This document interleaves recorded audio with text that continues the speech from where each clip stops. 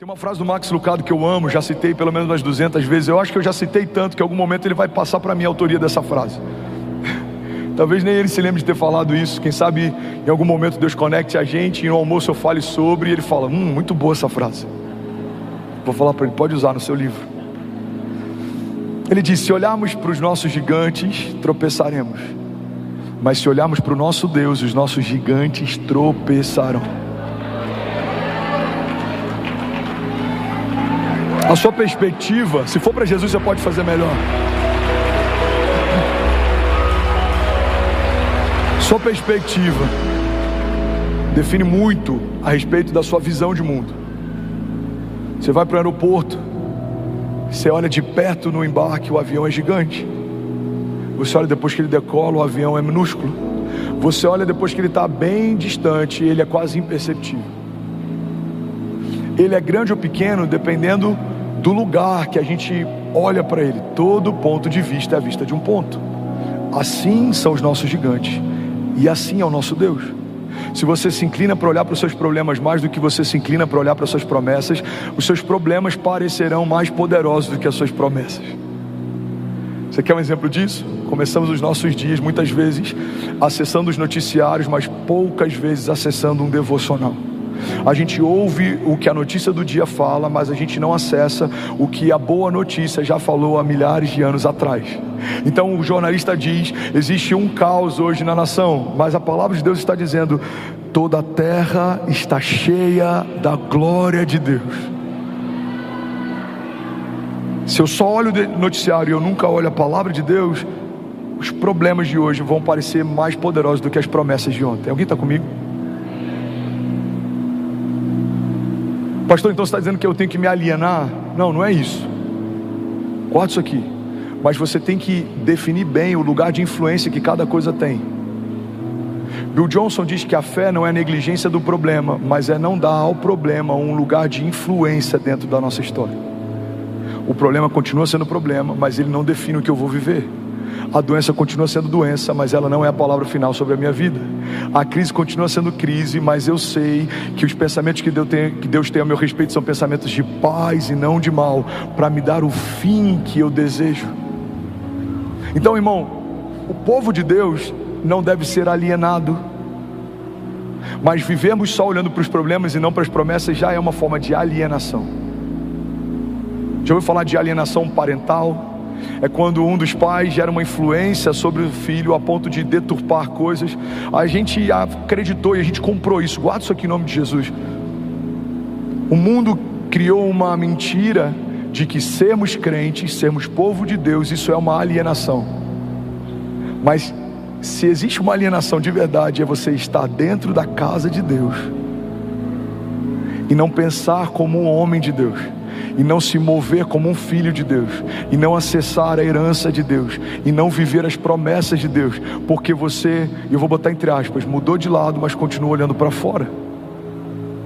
Você faz parte de um reino eterno, mas continua se movendo por um reino passageiro. Você faz parte de um povo eleito, mas você continua olhando para fora a partir de uma perspectiva natural. Irmão, olha para mim, alguém está recebendo algo de Deus aqui? Não faz sentido estarmos debaixo de uma nova aliança, mas nos movermos como se estivéssemos na antiga aliança. Você está debaixo de uma nova aliança. E o que essa nova aliança te tornou? Te tornou mais do que vencedor. Te tornou rei e sacerdote. Você ministra diante de Deus. Você tem acesso à presença de Deus. Você carrega a vida de Deus. Você fala em nome de Deus. Você liga e desliga na terra e nos céus. Você profetiza, libera palavras e elas se cumprem. Você toca enfermos e eles são curados. Você ora por cativos e eles são libertos. A palavra de Deus diz, o Senhor me ungiu para anunciar o seu ano aceitável. O que era o ano aceitável do Senhor? Era o jubileu, quando 7 ciclos de 7 anos se completavam. Todos os escravos eram libertos, todas as dívidas eram perdoadas e todas as terras voltavam para o seu dono de origem. O que a palavra está dizendo é, o Senhor nos ungiu para declarar aos cativos a liberdade. A sua dívida foi paga, as algemas foram quebradas, você não é mais cativo, as cadeias se romperam. Se Cristo nos libertou, verdadeiramente somos livres. Qual é a boa notícia que nós temos para os enfermos? Isaías 53 3 declara: certamente Ele levou sobre si as nossas doenças e enfermidades, e o castigo que nos trouxe a paz estava sobre Ele, pelas suas pisaduras nós fomos sarados. As terras voltam ao lugar de origem, aonde você colocar a planta dos seus pés, abençoado será. Pede-me e eu te darei nações por herança e os confins da terra como a sua propriedade. Ei, eu vim aqui debaixo da unção do Senhor nessa manhã para declarar que o ano aceitável dele já está estabelecido. Não há condenação, não há jugo, não há peso, não há juízo, não há correntes ou cadeias, não há principados ou potestades, não há anjos ou demônios, não há nada nos céus ou debaixo dos céus, não há nada na terra ou debaixo da terra, não há nada no presente nem no porvir, não há altura nem profundidade, não há nada na criação capaz de nos separar do amor de Deus que está em Cristo Jesus. Alguém crê nisso aqui, pelo amor de Deus? Ele é um Deus forte. Fala comigo, Ele é um Deus forte. Salmos 46:1 diz: Deus é o nosso refúgio e fortaleza, Ele é auxílio presente na adversidade, por isso não temeremos, embora a terra trema e os montes afundem no coração do mar, embora estrondem as suas águas turbulentas e os montes sejam sacudidos pela sua fúria.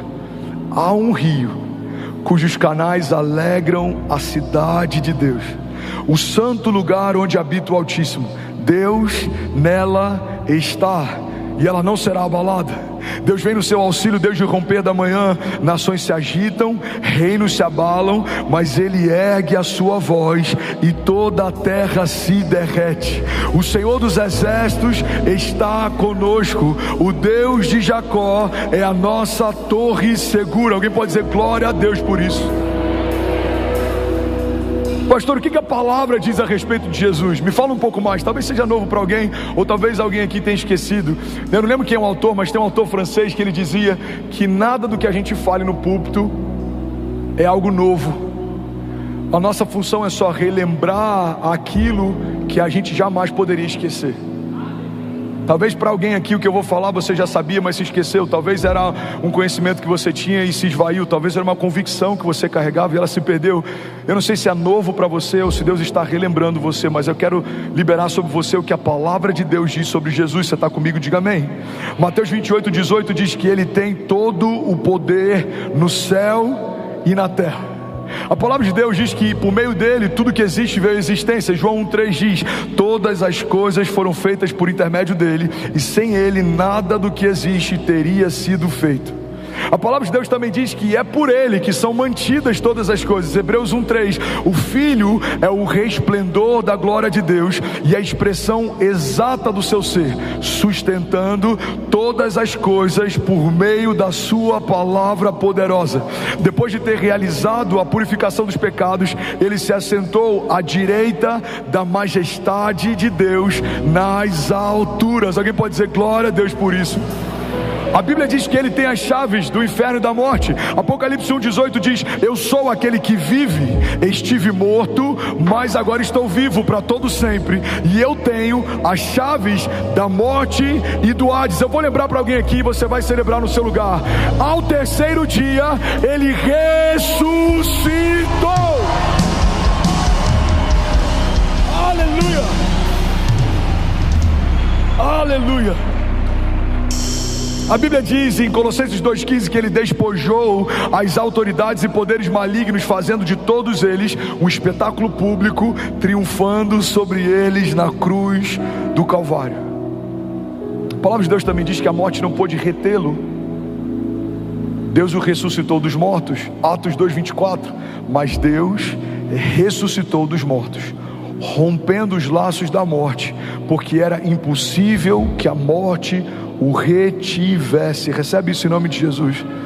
Todo laço de morte, tudo que te paralisava, tudo que te amedrontava, sejam pensamentos de morte, sejam palavras de morte, ou seja a morte sobre aquilo que Deus te entregou.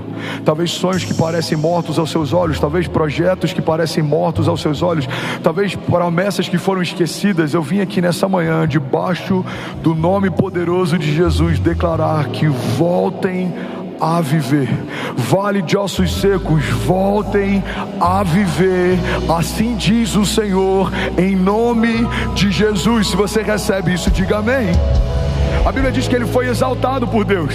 Filipenses 2,9 diz: por isso Deus o exaltou à mais alta posição e lhe deu o nome que está acima de todo nome, para que ao nome de Jesus se dobre todo o joelho nos céus e na terra e debaixo da terra, e toda língua confesse que Jesus Cristo é o Senhor, para a glória de Deus Pai. Alguém pode dizer glória a Deus por isso? A Bíblia diz que ele reinará e que todos os inimigos serão colocados debaixo dos seus pés. 1 Coríntios 15:24 diz: então virá o fim. E quando ele entregar o reino a Deus, o Pai, depois de ter destruído todo o domínio, toda a autoridade, todo o poder, pois é necessário que ele reine até que os seus inimigos sejam postos debaixo dos seus pés. E o último inimigo a ser destruído é a morte. Alguém pode dizer glória a Deus por isso? Tudo bom? Você acabou de assistir uma mensagem aqui do nosso canal. Eu tenho certeza que ela te edificou e que ela vai gerar algo novo em você. E a gente separou mais 2 vídeos. Eu quero deixar essas indicações aqui para você continuar queimando com Jesus. E eu quero muito te fazer um pedido também. Se essa mensagem te edificou, comenta aqui embaixo, segue o canal, me ajuda a compartilhar para que mais pessoas sejam tocadas também. Deus te abençoe.